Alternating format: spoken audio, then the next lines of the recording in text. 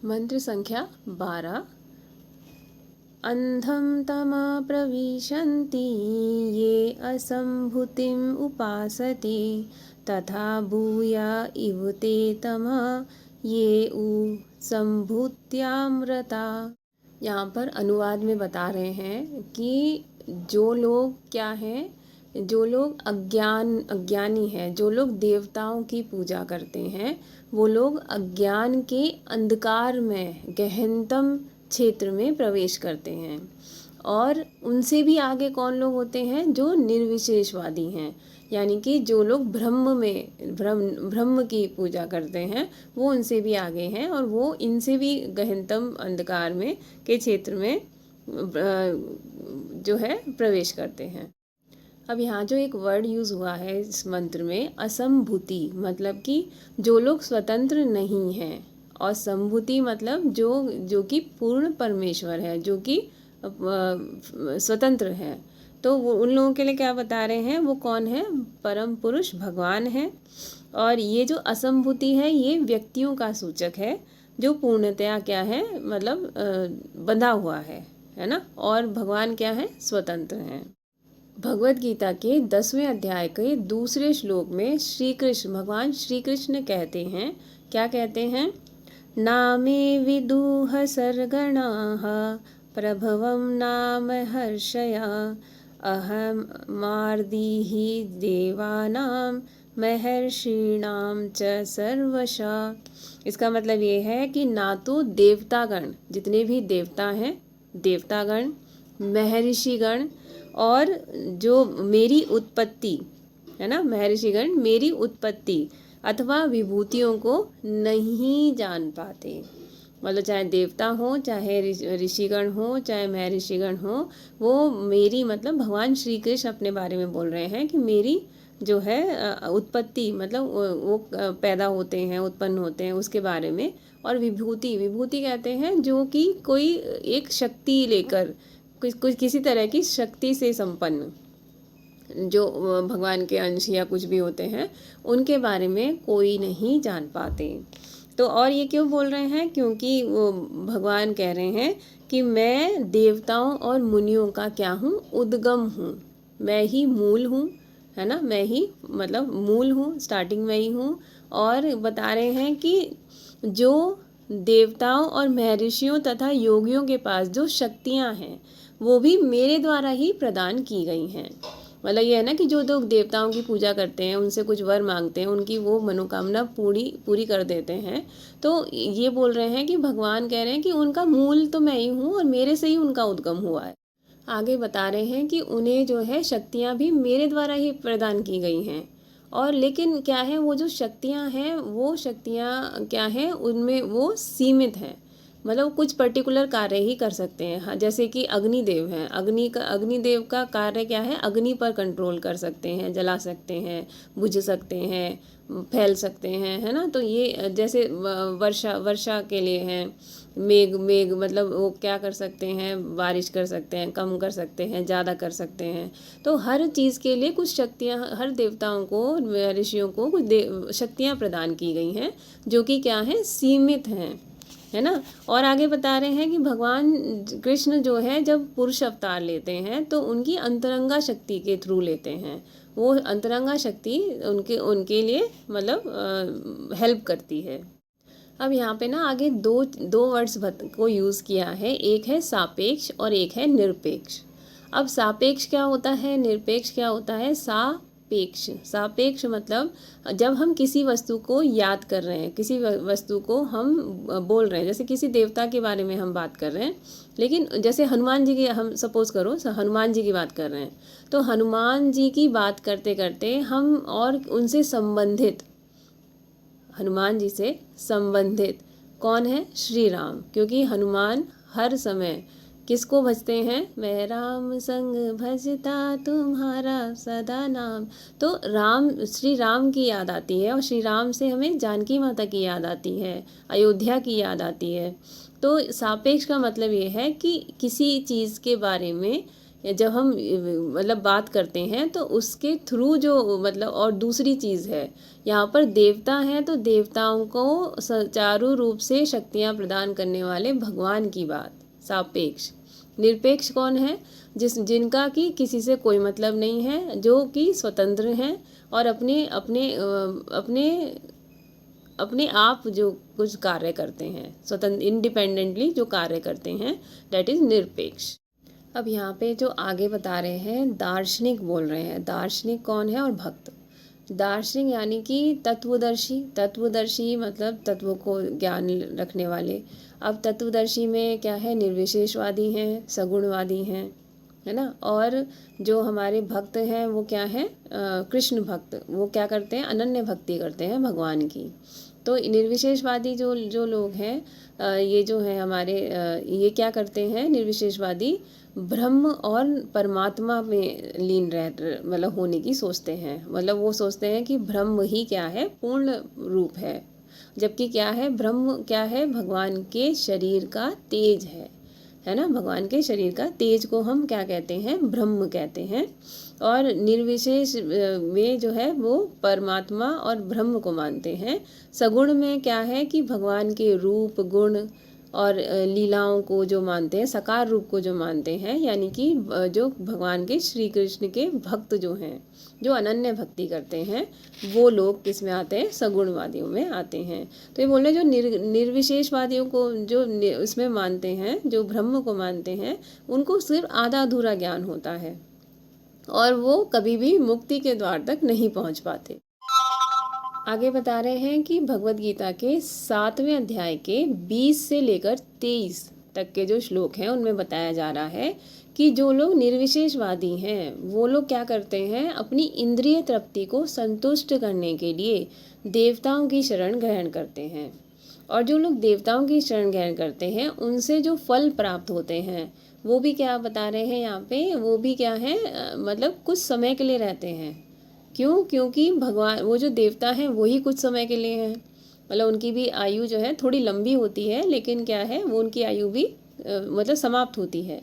तो यहाँ बता रहे हैं जो उनके द्वारा जो वर मिलते हैं वो भी क्या है, क्षणिक मात्र हैं, है ना। और आगे बता रहे हैं हम लोग इस वजह से क्या करते हैं, हम लोग इसी कारणवश, अपनी इंद्रियों की तृप्ति के कारणवश हम लोग इस भौतिक संसार से बंधे रहते हैं, इससे हम आसक्त रहते हैं। ईशोपनिषद जो है उपदेश देती है, क्या उपदेश दे रही है कि हमें परतंत्र देवताओं, है ना, की पूजा करके अपनी समस्याओं की क्षणिक राहत लेने का प्रयास नहीं करना चाहिए। परतंत्र मतलब जो जो दूसरे पर डिपेंड है ना, क्योंकि वे मात्र अस्थायी लाभ ही दे सकते हैं। जो मैंने अभी बताया कि उनका जो फल होगा वो क्षणिक मात्र होगा। क्योंकि भगवान, हमें क्या करना चाहिए, इसके इंस्टेड ऑफ दिस हमें क्या करना चाहिए, हमें भगवान की जो है, भगवान श्री कृष्ण की पूजा करनी चाहिए, जो सर्व आकर्षक हैं। वो क्या कर, वो मतलब सोचिए, उनको देखने मात्र से ही हम विस्मय विभूत हो जाते हैं। तो वो क्या है, सर्व आकर्षक है, हमें उनकी पूजा करनी चाहिए, जो हमें क्या मुक्ति प्रदान कर सकते हैं और अपने भगवत धाम में लेकर जा सकते हैं। आगे यहाँ पे बता रहे हैं कि जो लोग देवताओं की पूजा करते हैं वो लोग देवलोक में जाते हैं, है ना। और जो लोग चंद्रमा की पूजा करते हैं वो चंद्रलोक में जाते हैं, जो लोग सूर्य की पूजा करते हैं वो सूर्यलोक में जाते हैं, है ना। और यहाँ पे बता रहे हैं कि जो लोग आधुनिक विज्ञानियों ने क्या कर लिया है, रॉकेट और बहुत सारे आधुनिक यंत्र बना लिए हैं, जिसके थ्रू वो क्या कर रहे हैं, अलग अलग क्षेत्रों में, अलग अलग उसमें ब्रह्मांडी अलग अलग मतलब चंद्रमा, सूर्य, इन सब में पहुँचने का प्रयास कर रहे हैं। लेकिन क्या है कि वो लोग फिर क्या होगा, वापस आएंगे, है ना। आगे बता रहे हैं कि यहाँ पे जो है, इसमें पहुंचने की भी 3 वो हैं, विधियां हैं, यहाँ ऐसे उनमें पहुंचने की भी 3 विधियां हैं। पहली है अंतरिक्ष के यात्रियों, अंतरिक्ष यंत्रों द्वारा, ठीक है। दूसरी है योग शक्ति से, योग करके, और तीसरी है देव पूजा के द्वारा, है ना। तो तीनों साधनों में से किसी एक के द्वारा अन्य ग्रहों तक पहुंचा जा सकता है। कौन कौन से? अंतरिक्ष के यानों से, योग द्वारा और देव पूजा द्वारा। लेकिन सर्व सामान्य विधि उस देव की पूजा करना है। हमें किस देव की पूजा करना चाहिए? जैसे कि जो उस ग्रह के क्या है अधिष्ठाता, मतलब जिनको कि वो चीज़ सौंपी गई है उनकी। जैसे हमें बारिश चाहिए तो हम किसकी पूजा करेंगे? इंद्र देव की पूजा करेंगे। अग्नि चाहिए तो अग्नि देव की करेंगे, कुछ इस तरह। लक्ष्मी चाहिए तो लक्ष्मी देवी की पूजा करेंगे। ये बात अलग है कि लक्ष्मी देवी का बहुत चंचल है, वो हमेशा अपने हस्बैंड यानी विष्णु के साथ में रहती हैं। और ये जो ग्रह है ना, ये जो ग्रह हैं ये भी क्या है? क्षणभंगुर हैं। इनकी भी एक लिमिट है, कब तक ये रहेंगे उनकी भी एक समय सीमा है। जो लोग वैकुंठ चले जाते हैं भगवान के द्वार में, वही से क्या है चिरस्थायी रहते हैं वहाँ पर। इस चीज़ की पुष्टि भगवद गीता का 8वें अध्याय का 16वां श्लोक करता है। क्या? आब्रह्म भुवनाल्लोका पुनरावर्तिनोऽर्जुना मामुपेत्य तु कौन्तेय पूर्व पुनः जन्म न विद्यते। तो यहाँ बता रहे हैं कि भौतिक जगत में सर्वोच्च लोक से लेकर निम्नतम लोक तक सारे के सारे लोक दुख के स्थान हैं। जितने भी लोक हैं सारे क्या हैं? 14 लोक बोले जाते हैं। ये 14 के 14 लोक क्या हैं? दुख के स्थान हैं, जहाँ बारंबार क्या होता है? जन्म लेना पड़ता है और साथ में हमारी मृत्यु होती है। किंतु हे कुंती पुत्र, आगे बोल रहे हैं, जो व्यक्ति मेरे धाम को प्राप्त करता है वह फिर से कभी जन्म नहीं लेता। यहाँ बोल रहे हैं कि जो ब्रह्म ज्योति में जो सबसे ऊंचा ग्रह जो है वो क्या है? गोलोक ग्रह है। गोलोक वृंदावन, जहाँ पे भगवान स्वयं रहते हैं। और यहाँ पर भगवान अपने सनातन हमेशा रहने वाले सनातन पार्षदों के साथ में कार्य करते हैं, मतलब रहते हैं। कैसे? आनंद में रहते हैं, है ना। और आगे बोल रहे हैं कि जैसे सूर्य अपनी कक्षा में, मतलब अपने सराउंडिंग में एक ही स्थान पर अविचल भाव से, मतलब बिना हिले डुले रहता है, उसी तरह से भगवान भी अपने धाम में अविचल भाव से रहते हैं। अब यहाँ पे ना एक वर्ड आया है, छंद धर्म ध्वजी, है ना। छंदे धर्म ध्वजी, ये कौन है? अज्ञानियों के लिए यूज़ हुआ है। ये जो टर्म है ये अज्ञानियों के लिए यूज़ हुई है। एवं तथाकथित अवतारों का निर्माण करने वाले, मतलब कुछ लोग ये मान लेते हैं कि ये भगवान है, ये भगवान है, इंसानों को ही भगवान बना देते हैं। जो वैदिक आदेशों का प्रत्यक्ष उल्लंघन करते हैं, जो क्या करते हैं? जो हमारे शास्त्रों में लिखा है उसका उल्लंघन करते हैं। आगे बता रहे हैं कि ये क्या है? वे ब्रह्मांड के सर्वाधिक अंधकारमय भाग में प्रवेश करने के लिए पात्र हैं। मतलब बोल रहे हैं ना, ज्ञानी लोग कहाँ जाएंगे? जो लोग देवताओं की पूजा करेंगे। और ये तो देवता भी नहीं है, ये तो वो हैं जिन्हें हमने मतलब एज्यूम कर लिया है कि ये भगवान है। किसी ने कुछ कर दिया वो भगवान हो गया। तो ये तो और भी क्या है, ये क्या करते हैं? लोगों का पथ भ्रष्ट कर देते हैं। जो रास्ता है लोगों का वही क्या कर देते हैं? भ्रष्ट कर देते हैं। और ये बोल रहे हैं कि मूर्ख लोगों के मध्य अपने आप को ईश्वर का अवतार घोषित कर देते हैं। जैसे मैंने बताया कि वो अपने आप को भगवान समझने लग जाते हैं। आगे बता रहे हैं कि शास्त्रों में कतिपय परिस्थितियों के अंतर्गत देवताओं की पूजा करने की संस्तुतियाँ हैं। मतलब हमारे शास्त्रों में देवताओं की पूजा करने के भी विधि विधान हैं। लेकिन उसके साथ साथ ये शास्त्र यह भी कहते हैं कि सामान्यतया ऐसा करने की कोई आवश्यकता नहीं है। मतलब अलग अलग से हर डाली को पानी देने की जरूरत नहीं है, सीधे जड़ में डालो। भगवद गीता 7.23 में स्पष्ट कहा गया है कि देवताओं की पूजा करने से जो फल प्राप्त होते हैं वो क्या होते हैं? स्थायी नहीं होते, क्षणिक होते हैं, जैसे मैंने पहले अभी बताया। अब ये बोल रहे हैं कि हर चीज़ जो है स्थायी नहीं है, तो अब हमें क्वेश्चन आता है कि हम किस तरह से स्थायित्व प्राप्त करें, है ना। तो स्थायित्व प्राप्त करने के लिए भगवान खुद कह रहे हैं हमसे कि ज्यों ही कोई भक्ति में सेवा करके के द्वारा उन तक पहुंचता है, भगवान तक पहुंचता है, जो भगवान तक पहुंचने का एकमात्र मार्ग है, वो कौन सा मार्ग है? त्यों ही वह जन्म और मृत्यु के बंधन से पूर्ण मुक्ति पा लेता है। अब ये जो मार्ग है वो कौन सा है?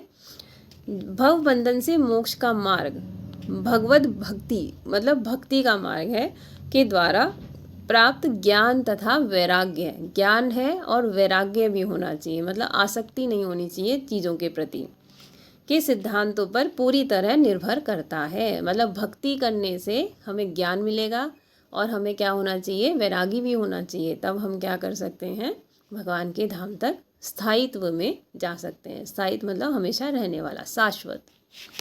आगे बता रहे हैं कि अब एक एग्जाम्पल दे रहे हैं कि जैसे कि हम किसी राज्य या किसी देश के नियमों का पालन नहीं करते तो हम दंड के भोगी होते हैं, दंड के पात्र होते हैं।